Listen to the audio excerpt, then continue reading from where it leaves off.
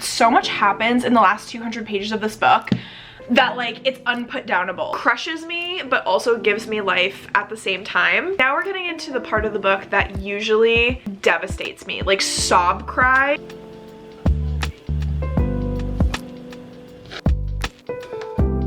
Rune and his whole romance in this was the star of the show. You can't convince me otherwise. Hello friends, welcome back to my channel. My name is Tori. If you're new, I'm so excited that you're here because we are going to be reading one of the most talked about series on the internet lately, and it's starting with one of my most favorite books of literally all time. It's a book that changed my brain chemistry when I first read it. I love it so much. The Crescent City series. Now, I'm starting this vlog in January, so it is pre House of Flame and Shadow release. The last time I read this book was probably 2 years ago. I have read it twice, so this will be my third reread of House of Earth and Blood. I will be redoing, it's one of my most annotated books, but this was before my clear tab awakening, and it was also before my highlighter and writing in my books in pen awakening. So all of my annotations, I was like lightly underlining in pencil and like writing very lightly because I was like, what if I need to erase it? I don't know. We're going to be annotating this book. I have also slightly annotated House of Sky and Breath, but I'm not gonna lie, y'all. The first time I read this, I read it the week of its release when everyone was freaking out about it. This really fell flat for me and I ended up DNFing. I have a big sticky note of where I stopped reading. So we need to actually finish this. I'm hoping that my second read of this goes a little bit better. I'm going to do this vlog like I've done in the past. I know that not everybody has read these books.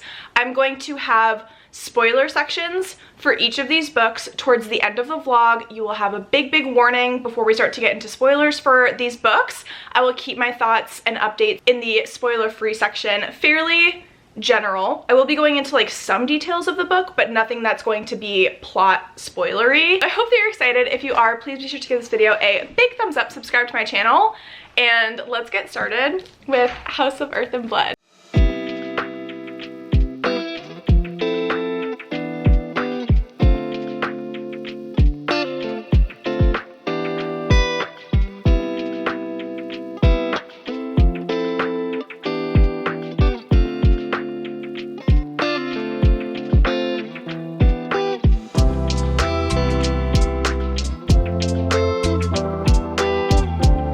Okay, so like I mentioned, during this reread, I'm going to be switching my tabs over to the clear tabs because I prefer these so much more over just like solid sticky note tabs, because the solid ones cover words on the page and that infinitely bothers me. I actually like the annotation system that I used the first time I read this book. It was when I was first learning how to annotate. This is probably one of the first books that I've ever annotated in my reading annotation journey. Green is for big plot moments. Blue is for recurring ideas, words, images, symbols, and motifs. Pink is for character development. Purple is for stunning quotes, and orange is for conflict. I'm adding a yellow. This is going to be for stunning romance, because that's something I didn't even consider when I started reading this book. And I think that I started tabbing those moments in pink, which is technically character development, but I kind of included developing character relationships under that pink tab. So I'm just going to dedicate a different color to the romance in this book.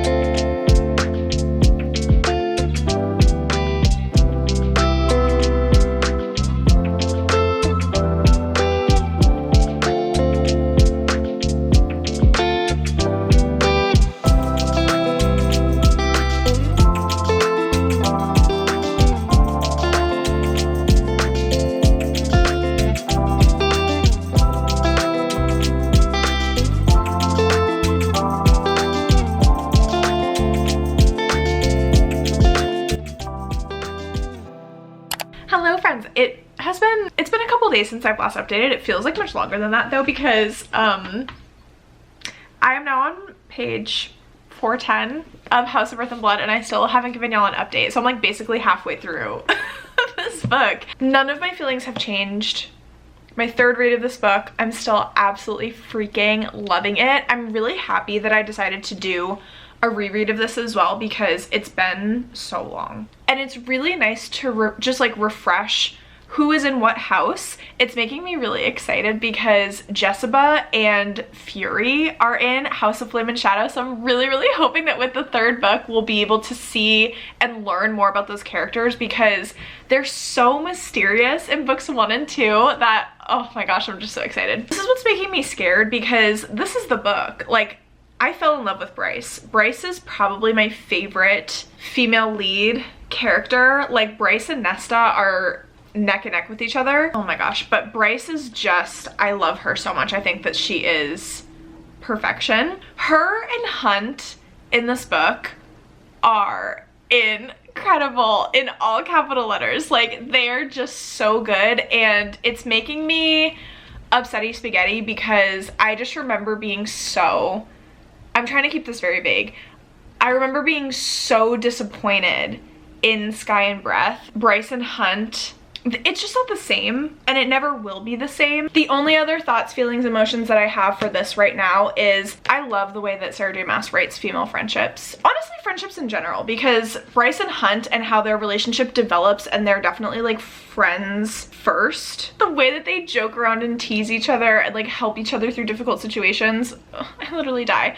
But the female friendships I absolutely love so much. And when Bryce and Juniper have that moment in the club when there's a big conflict happening, I'm gonna update the spoiler section after this.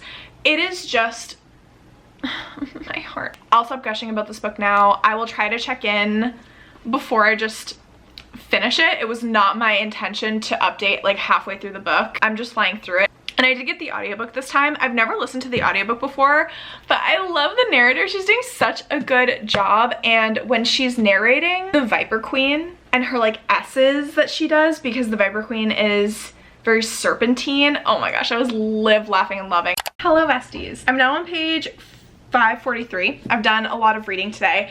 I'm starting to get to the parts where it was already so juicy, and I just love the relationships that are in this book. I think I've already gushed about those, so I will stop now. We're getting like so much deeper into all of the character development, and this book at its core is just like the juiciest murder mystery, but make it a fantasy setting. And we're starting to get into a lot of these answers to the questions that begin in the beginning of the book, and it's twisty and you don't know where it's going. I remember my first read of this book, my mind was blown. It gives like such police detective vibes at its core, because like Hunt is technically in the military slash like police department, and Rune and all of his friends are also in like the police department, and Danica was like a separate sect of the police department. Basically, like they're all in law enforcement in some way, shape, or form, and so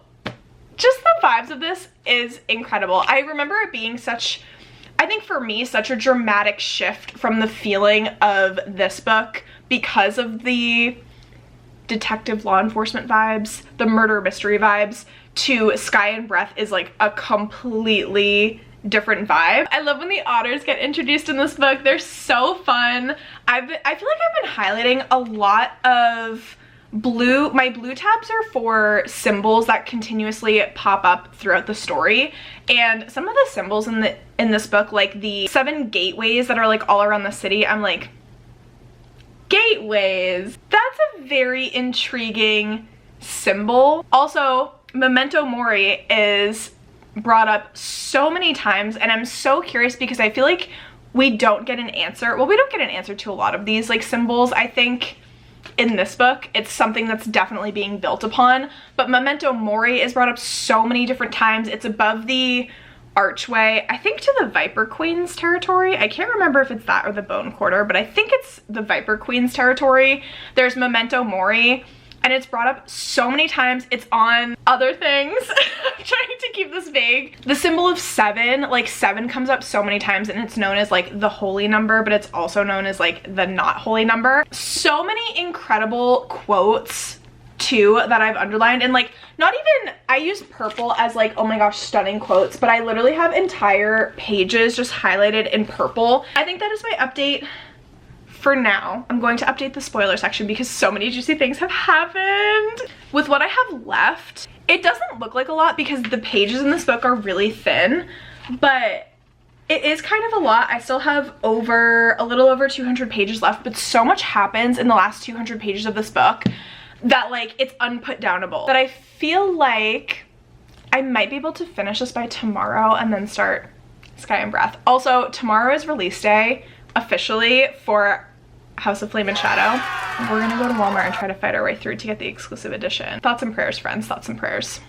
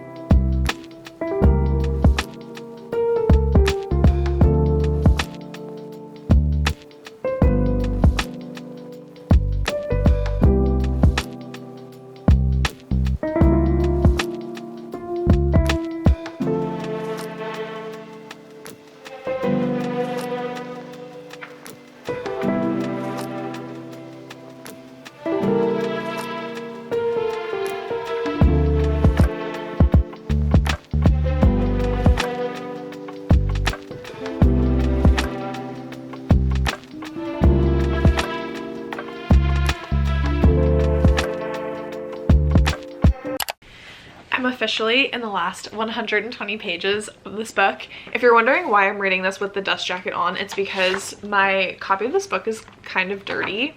I don't know if you can see it very well, but I was embarrassed and now I'm just exposing myself anyways, so it doesn't matter. The last 150 pages of any Sarah J Maas book, they literally don't count because everything happens and it happens so quickly that it basically just counts as like 2 pages and not 150 pages. So I'm fully expecting to finish this today. I've been reading just a little bit this morning. It is officially House of Flame and Shadow release day, so happy House of Flame and Shadow release day to everybody. We went to Walmart this morning and she's gorgeous and so pretty. I had a photo shoot with all of these gorgeous books, and then I was like, I need to finish Earth and Blood immediately. It's kind of killing me that I didn't do this reread before it got released. I thought it would be similar to how I was with Iron Flame, where I wanted to wait for the hype to die down a little bit to read it, but the anxiety of getting spoiled and hearing other people's opinions and having that impact my reading experience makes me want to read it immediately. I'm kind of kicking myself. We're gonna try to get through Sky and Breath literally as fast as possible. My general updates for the last section that I read, the betrayal just hits so hard every single time I read this book. It is devastating. And the way that Bryce is just so loyal, like loyal beyond death. I'll say this a million bajillion times, but the way that Sarah J Maas writes friendships crushes me, but also gives me life at the same time. I think that's all I'm gonna say for now.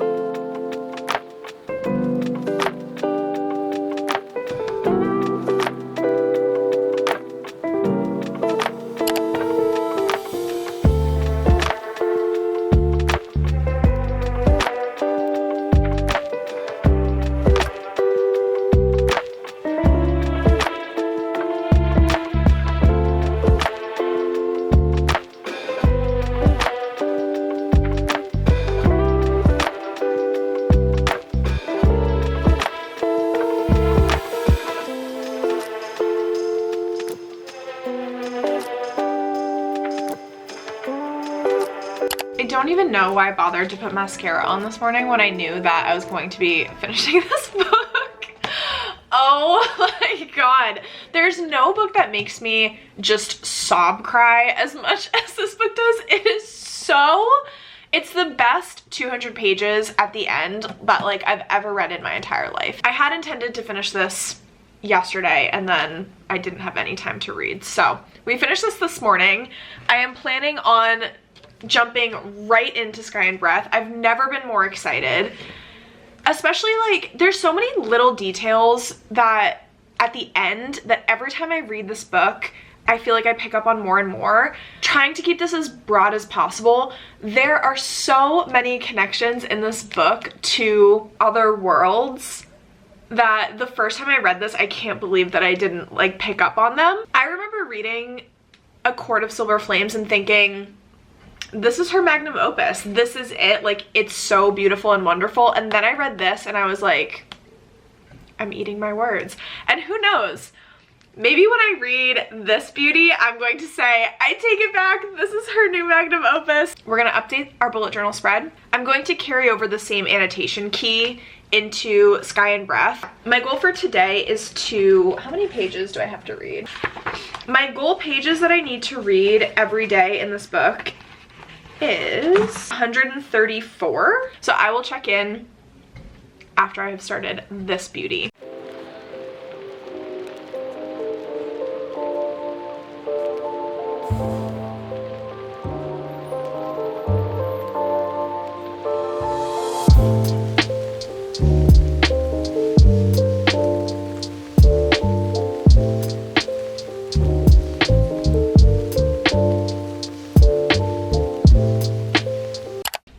Besties, I need to check in about Sky and Breath while we're getting ready here. So I was a little bit under my page goal last night because I did the majority of my reading before bed. So I read about 120 pages. I wasn't too far off of my goal, but I was a little bit short. Honestly, I feel like the first time I read this book, maybe I just blacked out. Like, I don't remember. It was a long time ago as well. It was like 2 years ago, but compared to like House of Earth and Blood, which was also a long time ago, I didn't remember a lot of Sky and Breath. I remembered how it begins with the like ballet. I did not remember the prologue at all because it's so jarring to just be thrown into Sky and Breath with completely new characters. You don't get any backstory on them. You don't get any information. It's like a whole new book and you're like, wait, I thought I was reading the next book of Crescent City. So when I was reading the prologue this time, I had the same feelings. I was very overwhelmed. And it's funny because I know a lot of people say that for House of Earth and Blood, they felt that way. Like the world building in the beginning, like the first 100 pages, they felt so lost. I didn't. I actually really liked the beginning of House of Earth and Blood. That prologue in Sky and Breath just throws me for a loop. So for my annotations for this book, I really didn't have very many of them the first time that I read it because I was just trying to like get my bearings and stuff like that. So this time around I have been annotating a lot more, which I think really helps, especially because there's so many characters in this book that have like H names that are new to us. So we have the Hind, we have the Hammer, we have the Hellhound, and I'm just like, who are these people? I don't understand. I think my comprehension this time around is definitely better than the first time. I do think it's interesting that in this book, we start off with a pretty prominent scene of Bryce with her mom and her like dad slash stepdad. Because again, like from Earth and Blood and thinking about the past books that Sarah J Maas has written, there's usually not like strong parents or like especially mother figures in the book. And it just makes me nervous for like what's to come because I really don't want anything to happen to Ember Quinlan. I just love her so stinking much. And I also love her dad too. So that's pretty much where I'm at so far because I'm not too far into the book. But today I'm hoping to get a good portion read. Last night I wanted to listen to music to have like more of an immersive reading experience since I don't have the audiobook for Sky and Breath. I found these two playlists on Spotify and I was freaking out. I was like, why didn't I listen to these in the past or even like search for something like this in the past? I was so confused. So I found Editing Tori, leave them in the description box below. They're so good. If you are in your Sarah J Maas era, there's a playlist called Crescent City by Sarah J Maas instrumental. It's by Cinematic Bookworm. It looks like this. And the fan art of Bryce and Hunt is just so cute. If you're someone who doesn't like lyrics while you're reading, but you want atmospheric music that's gonna fit the book, this one was really good. I will say it was much more like intense music, and so if you're familiar with the beginning of Sky and Breath, no spoilers, it's not like the most intense scene. You're like catching back up with the characters where they are in their life outside of the prologue. Like stuff kind of does happen in the prologue. So there's very like cinematic, intense music, and I was like, this doesn't fit the beginning of the book. However, if I start listening to this playlist in the last 200 pages, this would be stunning. So that's that playlist. And then I found another one that does fit more, I guess, like ACOTAR, but it does fit Crescent City too. I don't know. It's called Reading Fantasy - Instrumental. This one is by Anna Clavery. This is what this one looks like. And again, I will leave these linked down below if you want to listen to them. This one had like the music from Under the Mountain, which I'm sure we've all heard at this point on like Instagram or TikTok or whatever. So when it played that song, I was like, my brain attaches this to ACOTAR. This doesn't fit Crescent City. There's a lot of other music on here that's really nice. And what I like about using Spotify to read, at least for me, like I pay for Spotify Premium so I don't have ads. One thing that I've found to be, I guess, more disruptive than maybe what it used to be for me, I love listening to ambient rooms on YouTube, but whenever there's an ad break, it really just like takes me out of the story for a second unless I'm like super sucked into the book. And so switching to listening to like Spotify playlists has really worked for me. So I want to do that today as well.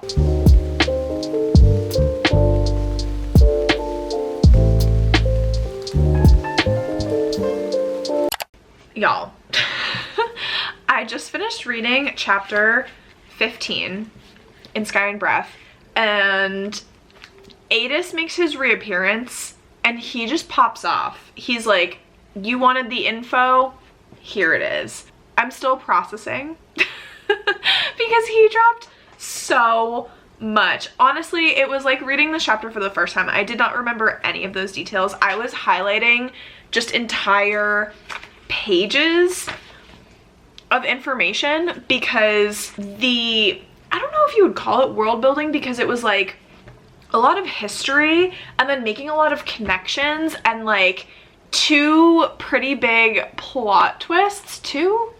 I think it was 2. The amount of Shooky, and I'm probably gonna say that a million times and I do apologize, but the amount of Shooky that I am, crazy. So I'm very excited to keep reading. I just had to take a little bit of a break because I made pulled pork sandwiches. The pork has been in the crock pot all day, so I was like, I'm hungry, I need a little snacky to mentally process everything that's happening, and then I'm excited to continue. Oh my goodness gracious. That is the update for now. I am not at my page goal quite yet. I'm on page 181 and my goal today is to get to 287. So I have about 100 pages left to read.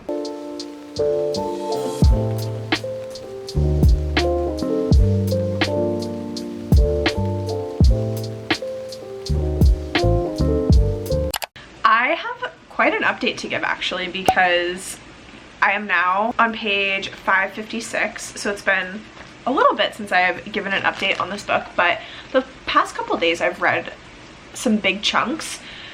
So many tabs in this. Okay, so non-spoiler update. We learn so much and we get introduced to so many new characters in this book that it's so funny, like looking at my tabs, the majority of my tabs are pink, which is like new characters or character development or character relationships. They are pink or green, which is like very important plot details or like really big plot moments.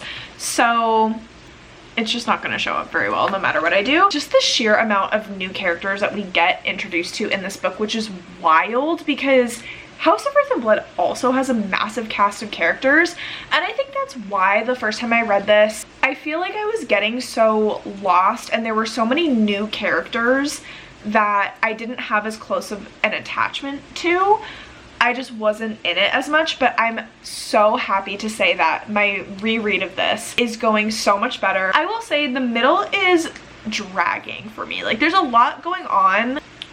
not a lot, but there's certain chapters where I was like, did that necessarily need to happen? I guess we'll see how it all ties in at the end, but I'll have more detail in the spoiler section regarding like those moments that are kind of dragging for me. I'm liking Bryson Hunt a bit more, whereas the first time I read this book, I was like, what happened to them? Hello besties from this very empty room, but I have a final update for Sky and Breath because I finished this last night. I stayed up way later than I even meant to finish this. I'm gonna go obviously into so much more detail in the spoiler section for this update, but I ended up giving this 3 stars. The ending was great for me. I did really enjoy it, but my overall experience of this book, the middle part dragged so much. And like my main characters that I would live and die for, that I would lay down my life for, Hunt, Rune, and Bryce. Not in that order, by the way, but love them so much. But this book really focuses on so many other different characters. I think I would have been so much happier, and this would have been a 5-star read for me had this book been like 600 to 650 pages. I did not need all of the side quests with Ethan, which I know I already ranted and raved about. Even the stuff with Therian, this was like a lot of setup in this book for Therian's character, and I just really wanted to get some answers. I think that SJM tried to continue this plot structure like we had in Earth and Blood, where there's this feeling of like mystery throughout. There's some police detective work in this because of the Sophie plotline. However, that's not one of the main plot lines in this book. It just felt like it was doing a lot with a lot of different characters. I just didn't care as much. Like, do I like Cormac? Do I like Therian? Yes. I'm not gonna say that I like Ethan because I absolutely do not. And so like when we're getting all of these other things that are happening with these other characters, I just found myself wanting to skip through it almost because I just wanted to get back to our main 3. And so the ending really did it for me. I will say I knew the ending going into this, even though I hadn't like actually read the last maybe 200 pages for myself. I did know the outcome, but I didn't know all of the details about it. So reading it for myself was really fun. It was definitely more sci-fi than I thought it was going to get, and I wasn't like fully happy with the explanations for certain things. And so for all these reasons, I give this book 3 stars. This book felt like Iron Flame to me, where like Fourth Wing was a 5-star, like I absolutely loved it. I feel the same stinking way about Earth and Blood. Like 5-star will always be one of my favorite books. I love it so much. But the second book just really it just hit different, you know what I mean? So I'm very excited that now I finally get to start this beauty. I'm so stinking excited because I've been petrified of seeing spoilers. I can't wait for this, and I can't wait for all of the characters that are in this book. Oh my gosh. So I'm going to end the vlog here. There is obviously an entire spoiler section for both Earth and Blood and Sky and Breath that is upcoming, but if you don't want to watch that, I will say goodbye here. Thank you so much for watching. If you've made it this far, please leave a moon emoji in the comments down below.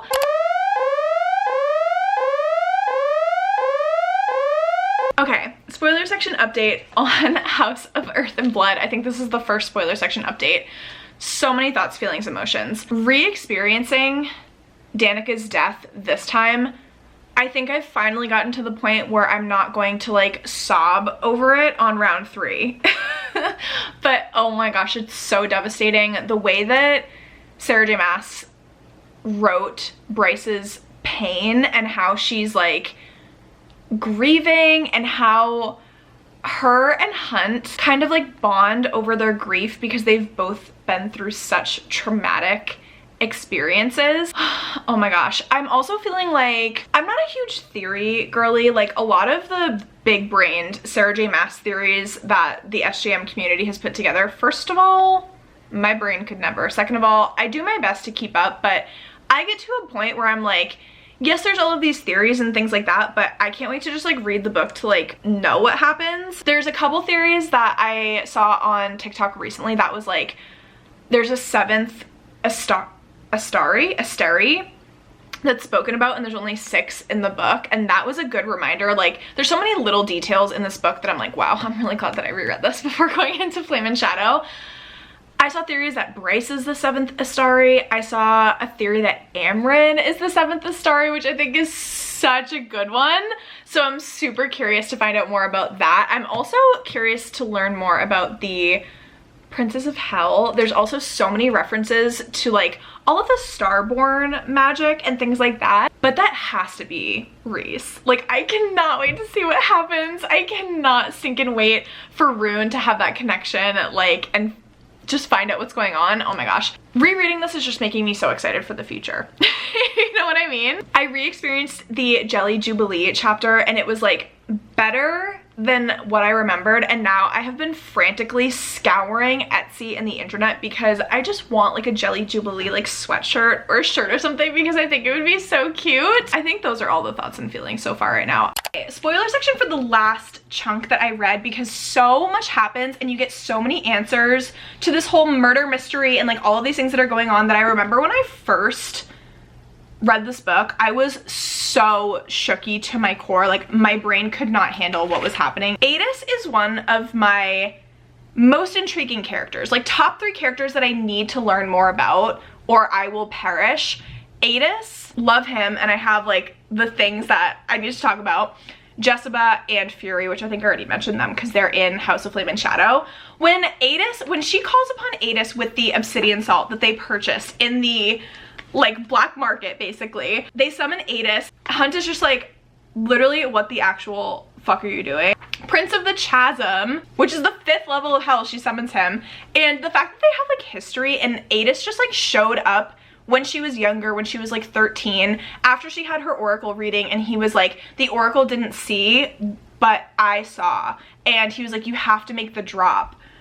And like the advice he gave her was so interesting. And then when Adis says, your kind, fallen, were made in Midgard by the Astari, but the Fae, the Shifters, and many others came from their own worlds. The universe is massive. Some believe it has no end, or that our universe might be one in a multitude, as bountiful as the stars in the sky or the sand on a beach. And the first time I read this, I had no idea what was happening. I was like, interesting to frame the other worlds like this, and then I put a bunch of exclamation points.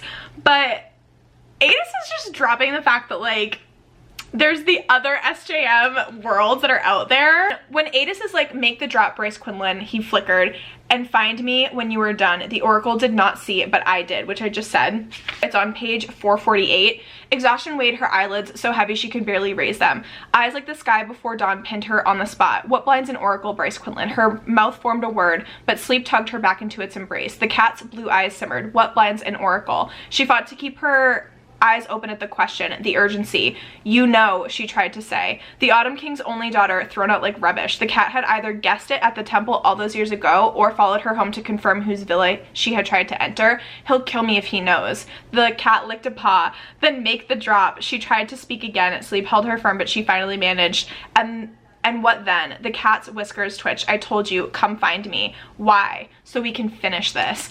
That whole scene, mouth open, jaw on the floor, can't breathe, gasping for air. Like, I need to know what that means. Like, how is she tied to like the princes of hell, especially like the chasm? It just, that is a question that I still hold to this day, and I need an answer or I will be upsetty spaghetti. In the last section that I read, we got the shower scene with Hunt, and it breaks my heart every time I read it, but I love how their character development goes from them being obviously grumpy towards each other, like they don't trust each other, but their characters are so loyal when someone can get through all of the walls that they've built, and they're so similar to each other. They're literally like mirrors of each other. That scene when he's like realizing that no one has taken care of him and comforted him like that in such a long time, since like basically losing his mother, and he's been through so much trauma since then, and Bryce is the one to be like,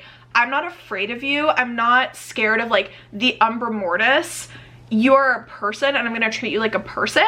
And there were moments actually that I didn't mention earlier where he's like staying with her. He's wearing his like sunball cap backwards, and he's on the couch and he's wearing sweatpants, and she comments and she's like, you just look so normal. Like, she's making fun of him, teasing him, like, this is what the Umbra Mortis does and looks like doesn't this go against your whole shadow of death vibe? And he's like, at the end of the day, like, I'm just a person, you know what I mean? And there's so many moments like that where she starts to see him and like break this perception that she has, or like this image in her head of like, oh my gosh, he's the shadow of death and he's like an assassin for Micah and like all these things.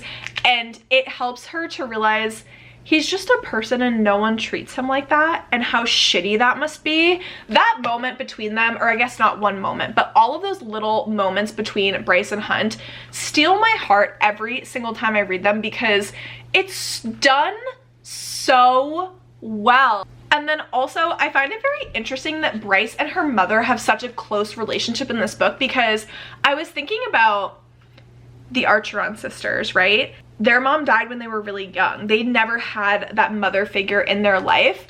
And then pretty much same thing with the Throne of Glass books. She also never really had a strong mother figure in her life. So the fact that Bryce has this very strong mother figure, Bryce literally says, I never saw my mom back down from a fight, and I guess that really stuck with me.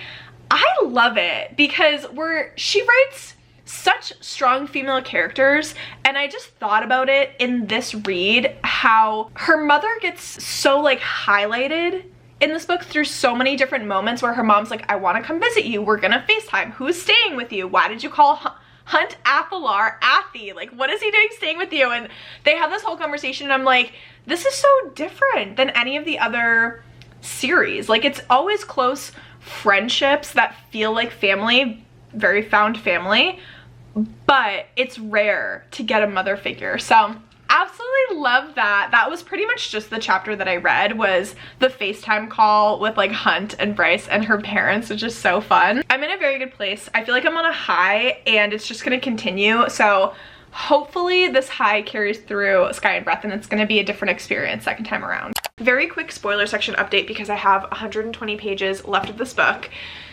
The betrayal of Hunt with the synth, it gets me every single time. And the fact that like Therian is the one that texts her and brings her to like expose Hunt, I think that Therian is such an interesting character. Like, he's just not what I expect at all. When Fury comes and like supports Bryce through that awful, terrible moment, and then they have that moment afterwards where Bryce is like freaking out on Fury, and she's like, you just left me, like you literally just left me. And I thought it was interesting that Fury was like, dude, I had to leave because I couldn't cope with how close I was to you and Danica, and like Danica's death destroyed Fury just as much as it destroyed Bryce. And it was so interesting that Bryce interprets that moment as, we're not all here like supporting each other through our grief, so that means it probably didn't impact them like it impacted me. And it's like, no baby,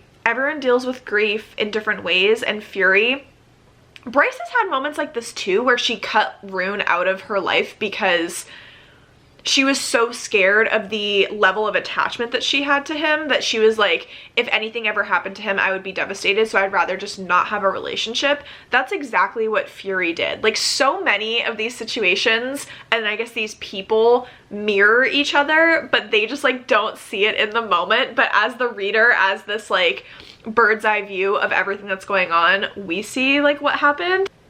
So now we're getting into the part of the book that usually devastates me, like sob cry for such a long time. Lahaba seems like such a side character from the beginning of this book, but her chapters destroys me. So I'm buckling my seatbelt. We're gonna do this. Oh my gosh, okay, I just did the non-spoiler update for finishing this book, and I'm such an emotional wreck. Lahaba and that scene always literally tears me to pieces. Like, the last 200 pages of this book shred my soul and then put it back together. But there's so many, like, we need to get into spoilers right now because there's just so many things to talk about. The fact that Bryce is the horn now and she has that power imbued in her. And then not only that, but when she makes the drop and when her and Danica are there together, that's when I was sob crying with mascara like running down my face. It's so interesting, like whenever I think about this book and rereading it, I always think of the scene when Lahaba is like, my friends are with me and I'm not afraid, and it literally just makes my voice quiver. Like her saying that, I can't, I love her so much. But I always forget about the conclusion with Danica in this book. Oh my gosh, it's just my heart. And then when the whole pack is standing on the bone quarter and like Bryce is there for sunrise and they like wave at her. Oh my gosh, it literally makes me want to cry just talking about it. But the things that I wanted to talk about specifically, we find out that the library is like this ancient library that Jessica is protecting. That's why I really can't wait to find out about Jessica, and I hope that we get more about her in House of Flame and Shadow, because was she one of like these library acolytes that was protecting this library and this knowledge? And at the ending, I'm so all over the place right now and I do apologize. The ending, the epilogue, when Jessica is talking to Adis and she says, I thought that, I don't know how to say this name because I wasn't listening to the audiobook. Thea? I thought that Thea's light was forever extinguished. So did I. I thought that they made sure that she and her power died on that last battlefield under Prince Peleus's blade. But Bryce Quinlan bears her light. I shall never forget the exact shine and hue of Thea's light. It is still a song in my blood. Why does Adis know about that light? I need to know. I think they're so interesting. And then when Jessica's like, I moved the library. And then also the fact that Jessica knows Hunt's dad, like I just need to have answers to all of these questions. I just remember the epilogue shook me so hard and I blacked out apparently because I didn't remember any of these details. When Mike is talking about the horn, it is the language of the universes and it spells out a direct command to activate the horn through a blast of raw power upon the tattoo itself. I want to know what the language of the universes is. And then when we find out that Micah killed Danica in the pack and he like injected them with synth, he is the ultimate evil, the way that he dies. And when that vacuum comes for him, the two moments where I was like, Sarah J Maas's writing in these epic battle scenes is just absolutely unmatched. When Hunt kills Sandriel and it like describes him in that moment. Blood spattered Hunt's face as his feathers fluttered on a phantom wind, and from his hand, gripped by the hair, dangled Sandriel's severed head. Her mouth was still open in a scream, smoke rippling from her lips, the skin of her neck so damaged, Rune knew Hunt had torn it off with his bare hands. Hunt slowly lifted the head before him as if he were one of the ancient heroes of the Ragan Sea, surveying a slain creature, a monster. He let the Archangel's head drop. It thumped and lolled to the side, smoke still trickling from the mouth, the nostrils. He'd flayed her with his lightning from the inside out. The angels in the room all knelt on one knee, bowed. Even a wide-eyed Isaiah Tiberian. No one on the planet had that sort of power. No one had seen it fully unleashed in centuries. It gives me chills. Like, it literally gives me chills all over my body, the way that that scene was described. And then also this description of Bryce at the start of chapter 87, the light was coming from her chest, had been pulled from inside it, like it had dwelled inside her all along. Bryce's eyes were closed, her face serene. Her hair drifted above her head, bits of debris floated up around her too, as if gravity ceased to exist. The imagery, like the way that you can just picture her floating, being this powerful star princess queen, I have no words. The light she held was so stark it cast the rest of the world into grays and blacks. Slowly her eyes opened, amber blazing like the first pure rays of dawn. A soft, secret smile graced her mouth. Rune fell to his knees. I am Bryce Quinlan, she said to the gate, to the void of all hell behind it. Her voice was serene, wise, and laughing. Heir to the starborn fae. It gives me chills. I can't even deal. So obviously this is 5 stars, 10 stars, a million stars. Spoiler section update on chapter 15 because so much just happened that I'm still trying to process. This is when Adis makes his reappearance. I love that Ethan and Therian were just chilling on the couch and they're like, hey, your cat scared the crap out of us. And Bryce is like, that's not a cat. Here's my honest opinion about all of this history that we're learning about. So Prince Peleus and the last starborn queen. I think what would have been so cool and like really helpful, Carissa Broadbent has done this with some of her books, like Serpent and the Wings of Night, where she has this novella as like an interim between her books that give you really helpful knowledge to go into the next book that's going to come up. So even though it's a completely separate story, it's like kind of a standalone, it gives you really helpful information. I think it would have been amazing to have gotten, I don't know if it would have been like a novella length because it sounds like there's a lot that happened historically, but I think it would have been so helpful to have gotten some kind of in-between book where we get the whole backstory of like Prince Peleus and the Starborn Queen. Because when Adis is just like, why don't you know how to use your real powers yet? And she's like, what do you mean I can use my powers? And he's like, you can do party tricks compared to what she can do, and you have her light. And then when he starts talking about Peleus was no true prince, he was Thea's high general and appointed himself prince after he forcibly wed Helena, and that sword belongs to Thea's female heir, not the male offspring who corrupted her line.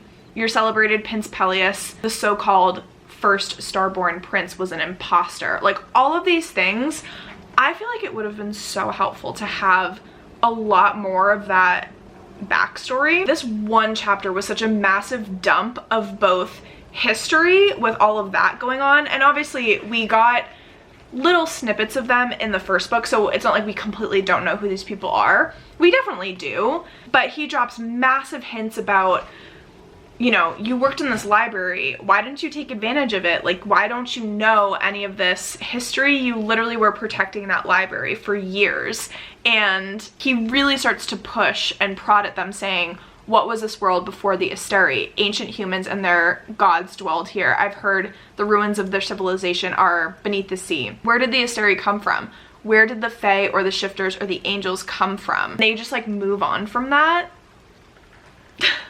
Y'all, what are we doing? War approaches its crescendo and your power isn't ready. People died so you could have this power. People have been dying in this battle for 15,000 years so we could reach this point. Don't play the reluctant hero now. That is the cliche. The fact that Adis just like knows that Bryce is supposed to be this hero of this war, oh my gosh, it's just so incredible. Hell's armies shall strike at your command, Bryce Quinlan. The words dropped like a bomb. I need to know why Adis was like so involved in the prior like Starborn line. Like, what is that connection? And then the bomb gets dropped that Cormac is Agent Silverbow, who helped Sophie in the prologue. It feels like I'm reading this for the first time because I literally had zero recollection about that. So wild. So I'm very, very excited to continue after that chapter. Spoiler update for the last section that I read. So currently on page 546, chapter 50. Like I mentioned in my non-spoiler update, enjoying this book so much more, enjoying Bryce and Hunt so much more. The middle of this book is really starting to drag for me, and it's only certain chapters. When Bryce and Hunt go to the Bone Quarter and they find out about like what actually happens when people die, what happens with their souls, the Underking, and that whole battle scene was incredible. And I remember the first time I read this as well, I also really, really enjoyed that scene. I also thought it was impactful. I forget it. I don't think I'll be able to find like my exact tab, but there's a part where Therian goes back to his queen and he's talking about how like everything is meaningless and what's the point if we just get turned back into first light or second light or whatever you want to call it to basically provide electricity for the city. And his queen was like, well, before you just thought that you were like, you know, you're created from the universe, you're returning to the universe, that was more meaningful to you than like getting turned into like electricity basically to like fuel the city. Like you're still being turned into energy. And it was just really interesting because it's talked about how the Asteri know that that's happening and that's what's going on, and they just like don't care to do anything about it. And it seems so wrong. Like it seems like their life and their soul shouldn't just go into creating electricity for the city. It just seemed so hopeless and meaningless. Even though these Vanir live such long lives, to know that at the end of it all, your soul isn't going to an eternal resting place. You get turned into electricity basically for the city, like second light to power the city. It was like, wow, the Asteri really just don't value people's lives, and they see everyone as like meaningless. Honey, you've got a big storm coming. Outside of themselves. So I loved that battle scene. I love the scene where they're like powers combined. I think I better understood the scene as well where this gang of misfits decides to go to the island where the rebels kind of have a base set up. That's when the first time I read this book, I was so lost. I didn't understand what was going on.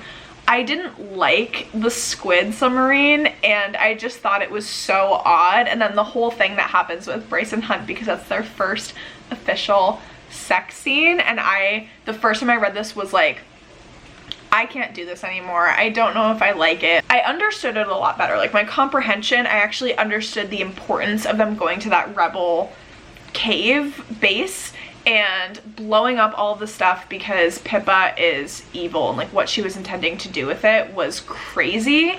And then I think that I appreciated the submarine a little bit more. I definitely appreciated the scene with Bryce and Hunt much more than the first time.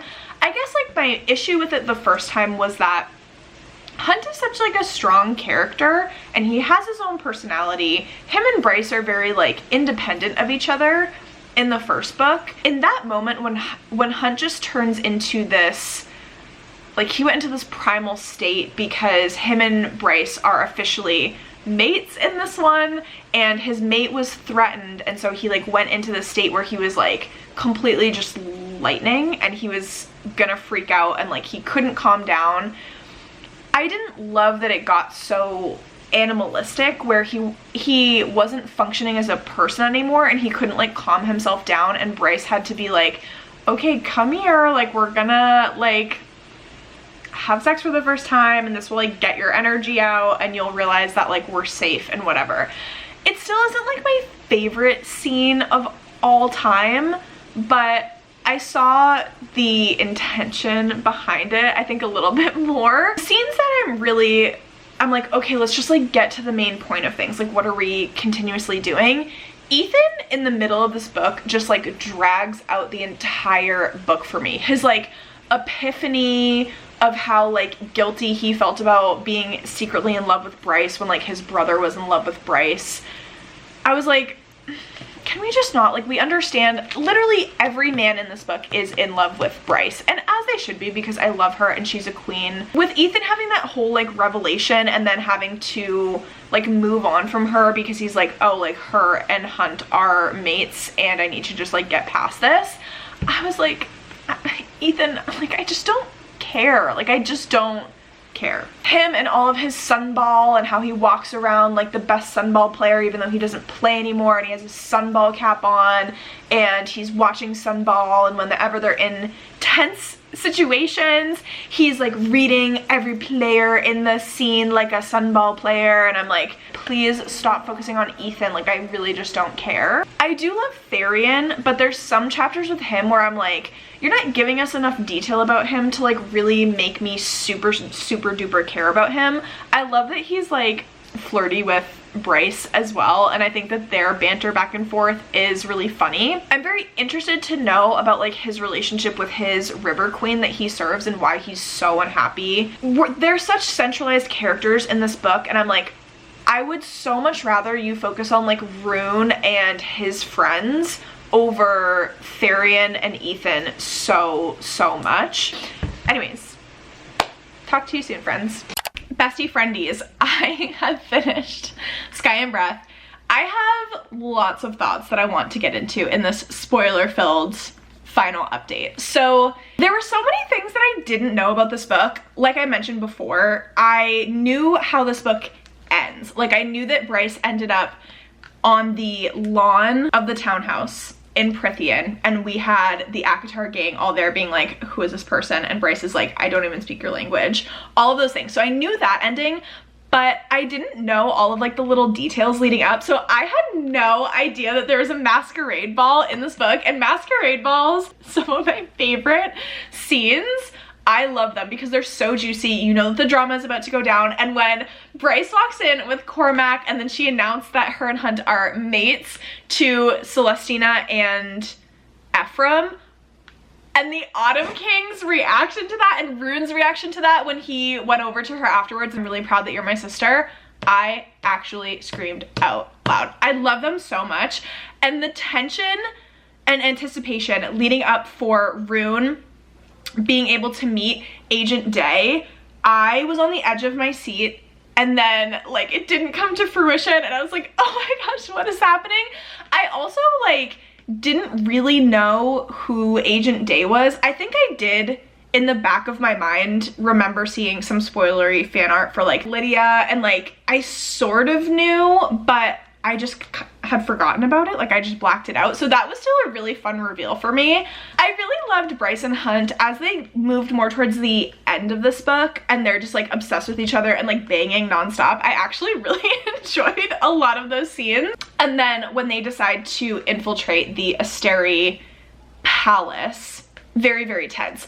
I do feel that this was one of the, I don't want to say like least impactful endings, but typically when you go into a Sarah J Maas book, you know that the last like 150 to 200 pages are going to be straight nonstop action, back to back, crazy. And for me, I didn't really feel that way. I felt like it was the last 75 pages that really like clenched it and had me in that like stressy moment. So that was a little bit disappointing because I wanted the ending to be more action-packed for a longer period of time. I was not entertained, or like I really didn't care about Ethan finally trying to contact Connor. I feel like Ethan in so many moments of this book, I was like, please move on. Like, please just move fucking on. Like, Connor is dead, he's passed away, and I do understand that you don't want him and the pack to be eaten for like Second Light, but it just felt like the plot is so far past this, and Ethan just constantly being like, well, I have to get over my feelings for Bryce, and like I haven't moved on from like my brother passing away. I just really didn't care about that. And like the Underking being the ones to like set them up with the rebels in the Palace of Erd, like all of those scenes, I thought it was interesting. I loved the reveal that Bakshin, I don't know, I'm sorry. I'm so sorry. I love that he is Danica's mate. That was an insane reveal that I was not expecting. And although I loved that reveal, I just feel for me, it wasn't the most creative writing that Danica, being so far long gone, is still driving the plot to this entire book. Again, like it felt like we were kind of past that and I wanted something else driving the plot. Jessica is like the Wizard of Oz behind the curtain, controlling everyone, knowing everything that's going on, can easily just send whatever needs to be sent to Bryce within a phone call. That also just felt like, yes, Jessica is still this mysterious character. I'm so excited to find out more about her in Flame and Shadow, but those two were such like easy outs in terms of writing for me. Bryce sneaking into the Asteri Palace, when they're locked in like the dungeons, Sandriel's Triari is like after our gang, and then we find out that Lydia is Agent Day and she comes in and she saves them and she like sets them up to be able to escape. The moment with Bryce when he was like, I will find you again, he gets his halo put back on and he's like screaming. I was so sad. I thought that they were gonna cut his wings off again, and I went into panic mode, and then I was like, not the halo again. Rune and his whole romance in this was the star of the show. You can't convince me otherwise. The fact that Lydia is such a double agent to the point where like no one suspected, and she has almost like alter egos, but I'm so excited with how it ended. It was a little bit more like sci-fi than I wanted, and I wasn't super happy with the lack of explanation. Like how did the Asteri travel from planet to planet, world to world, if they haven't had access to the horn the entire time? Or did they have the horn and then the first Starborn Queen stole it from them? But that's not how they like really explained it. And so I'm just very confused how they were able to open these portals on their own. And then the Starborn Queen like broke the horn, and they haven't been able to travel to New World since then, and now they wanted to use Bryce to do that. It just wasn't fully fleshed out for me with how many questions we had leading up into those scenes. I wanted more explanation there. So I hope that you enjoyed watching this video, friends. If you did, please be sure to give it a big thumbs up, subscribe to my channel. Like I said, please leave a crescent moon or just a moon emoji in general in the comments below if you want to let me know that you watched this far and that you were here. I will catch you in the comments, and I'll see you in my next one. Bye.